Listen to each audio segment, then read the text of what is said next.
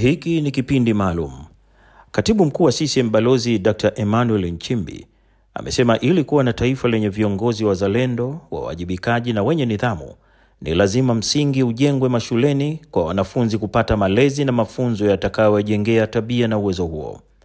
Dr. Nchimbi ambaye pia ni mgombea mwenza mteule wa urais wa Jamhuri ya Muungano wa Tanzania kwa tiketi ya CCM kwenye uchaguzi mkuu ujao, amesema hayo mwishoni mwa wiki iliyopita huko Moshi mkoani Kilimanjaro kwenye ibada ya mazishi ya aliyewahi kuwa gombera wa seminari, yaani mkuu wa seminari ya Uru, Padri Kanute Mkwe Shirima. Amesema kwamba mchango wa Padre Shirima akiwa mkuu wa seminari hiyo ya Uru ni mkubwa sana, kwani malezi waliopata wanafunzi wake yaliwaandaa kuwa watu wenye tija kwenye jamii na katika uongozi sehemu mbalimbali. Kama kuna kitu tulijifunza kwa mfano, nidhamu na uwajibikaji.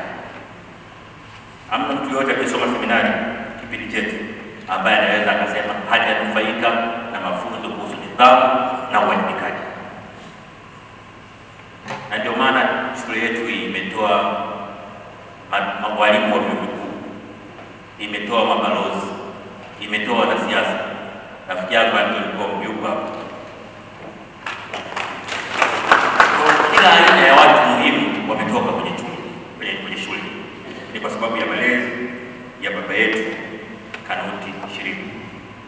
Ni kutokana na kazi hiyo kubwa aliyoifanya marehemu Padri Shirima, Balozi Dr. Nchimbi akasema Rais Samia Suluhu Hassan ametoa shilingi milioni 50 kwa ajili ya kumbukumbu ya padri huyo. Mweleza Mheshimiwa Rais kwamba lazima nikatize safari kutokana na umuhimu wa Padri Kanute Mkwe Shirima kwa sababu 1, 2, 3, 4, 5. Na Mheshimiwa Rais ataniambia kwa hayo uliyoyasema, basi waambie Uru Seminari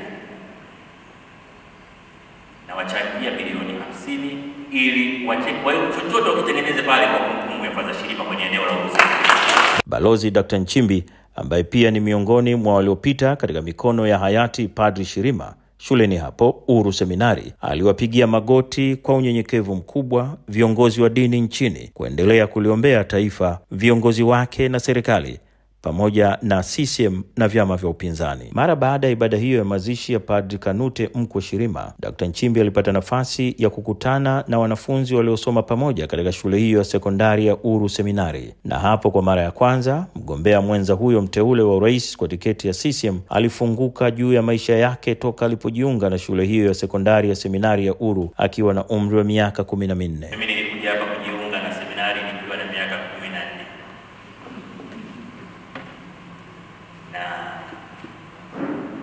Baada ya kushiriki katika chama cha wito Singida na Kigoma kwa miaka 7, ndio nikaja kujiunga hapa kama mwanaseminari. Na mtu wa kwanza kukutana naye ni baba Kanute. Akaniambia, wewe bado mdogo sana, utaweza? Nikamwambia, Father, nitaweza.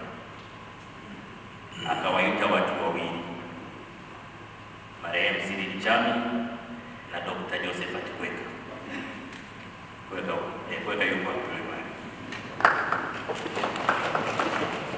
akawaambia, na wakabidhi mtoto huyo, hakikisheni anakaa vizuri.